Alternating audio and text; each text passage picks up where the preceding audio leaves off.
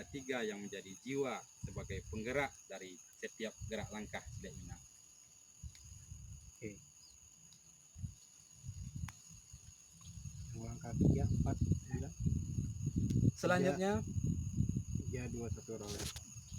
secara umum dari hasil penelusuran panjang saya ke berbagai daerah, Silek ini punya satu landasan.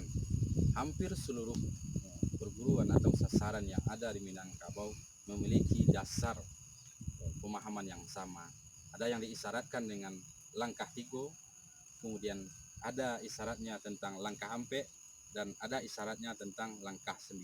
Secara pemahaman ini adalah landasan dasar tentang Silek. Ada orang lain yang mengungkapkan dengan istilah bau. Karakter Silek diisyaratkan dalam sejarah atau historis Silek dengan nama-nama tokoh yang dikenal sangat legendaris.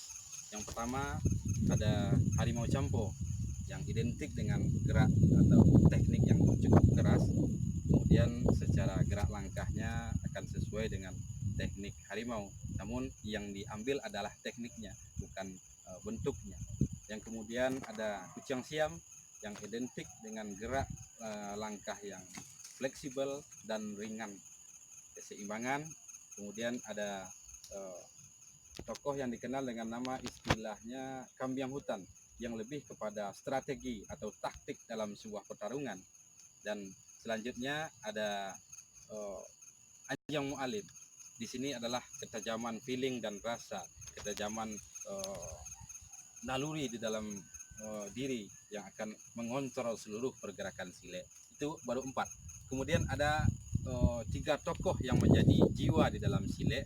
Yang pertama adalah Datuk Tantejo Gurano yang menciptakan, yang mengawali Silek dengan kajian-kajian kebatinan yang kemudian digabungkan dalam berbagai teknik gerak langkah yang diisyaratkan dalam karakter binatang.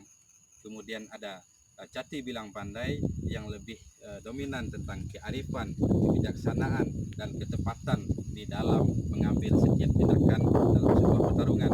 Kemudian yang terakhir ada Datuk Suri Dirajo